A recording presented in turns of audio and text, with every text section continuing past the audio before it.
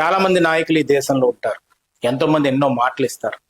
మన ఆంధ్రప్రదేశ్లో అయితే 2019 నుంచి 2024 వరకు ఇష్టం వచ్చినట్టు మాటలు ఇచ్చారు. మాటలు ఎలాంటి మాటలు అంటే, నేను వచ్చిన వెంటనే జాబ్ క్యాలెండర్ ఇస్తాను, నేను వారంలోనే సిపిఎస్ని రద్దు చేస్తాను, ఎంతో మందికి జాబులు ఇచ్చి యువకులు ముందుకు నడిపిస్తానని చెప్పి అబద్ధం మాటలు చెప్పి 2019లో వైఎస్ఆర్సీపీ ప్రభుత్వం వచ్చి 2024కి అబద్ధం మాటలు గోడలన్నీ పగిలిపోయాయి కాబట్టే 11కి వెళ్ళి ఇంట్లో కూర్చున్నారు. కానీ యువగలంలో నారా లోకేష్ గారు ఒక క్రెడిబిలిటీతో మాట ఇచ్చాడు, ఒక అకౌంటబిలిటీతో ఒక మాట ఇచ్చాడు. అకౌంటబిలిటీ, క్రెడిబిలిటీ ఉంటేనే మాట మీద నిలబడే నాయకుడు మళ్ళీ మనకు వచ్చాడని చెప్పి ప్రజలందరూ కూడా తెలుగుదేశం పార్టీని ఆ యువగలం జోరుతోటి, ఆ యువగలం ప్రభంజనంతో నారా లోకేష్ గారు ఆ రోజు ఇచ్చిన మాట మీద నమ్మి యువకులందరూ నడిచి ఈరోజు ఆయన నమ్మి ముందుకు అడుగేస్తే ఆయన ఆ మాటను నిలబెట్టుకున్నాడు. అందుకనే 15,941 టీచర్ పోస్టులు తీసుకొచ్చి లాస్ట్ ఇయర్ ఎంతో మందికి కూడా మెగా డిఎస్సి అని అనౌన్స్ చేసినందుకు ఆ మెగా డిఎస్సిని రిలీజ్ చేసి ఎంతో మంది మొహాల్లో, యువకుల మొహాల్లో, యువతి యువకులందరూ కూడా ఇక్కడ కూడా నర్సీపట్నంలోనే కాదు ఆంధ్రప్రదేశ్ మొత్తం కూడా ఎంతో వెలుగులతో పండగ చేసుకున్నారు. ఆ రోజు క్రాకర్స్ కాల్చారు. మాకు అట్ లాస్ట్ ఉద్యోగాలు వచ్చాయి, అది నారా లోకేష్ గారు మాట ఇచ్చారు కాబట్టి వచ్చాయని చెప్పి అందరూ కూడా ఆ రోజు సెలబ్రేట్ చేసుకున్నారు.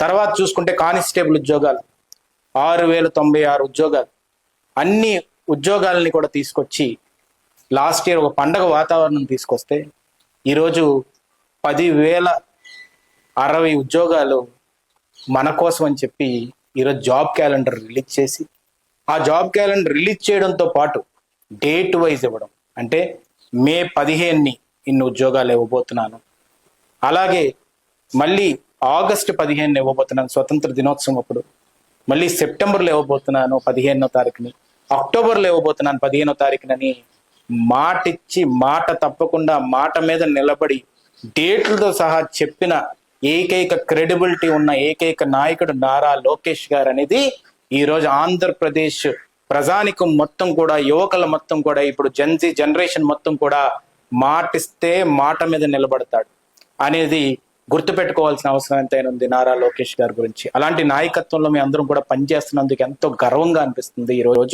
ఈరోజు సుమారుగా 21,955 ఉద్యోగాలు ఈరోజు లాస్ట్ ఇయర్ ఇస్తుంతో, దాంతో పాటు ఈరోజు 10,060 ఉద్యోగాలు మళ్ళీ జాబ్ క్యాలెండర్ కింద రిలీజ్ చేసి, దాంతో పాటు ఆర్సెల్ మిట్టల్ ఈరోజు స్టీల్ ప్లాంట్ ని ఉక్కు కవచం కింద, ఉక్కు సంకల్పంతో ఒకే ఒక జూమ్ కాల్ తో, ఒకే ఒక వాట్సాప్ కాల్ తోటి ఆ స్టీల్ ప్లాంట్ ని 1,50,000 కోట్ల ఇన్వెస్ట్మెంట్ తోటి ఇక్కడ తీసుకొచ్చి పరోక్షంగా మనకి డైరెక్ట్ గా, ఇండైరెక్ట్ గా ఈరోజు చూసుకుంటే సుమారుగా 1,00,000 ఉద్యోగాలు కల్పించే విధంగా, యాన్సిలరీ ఫ్యాక్టరీస్ వచ్చే విధంగా అనకాపల్లి జిల్లాను డెవలప్ చేస్తున్నందుకు ఆయనకి హృదయపూర్వక కృతజ్ఞతలు తెలుపుకుంటున్నాను. ఇవాళ ఉత్తరాంధ్ర గౌరవం ఈరోజు ఆర్సెల్ మిట్టల్ ఫ్యాక్టరీ, స్టీల్ ప్లాంట్.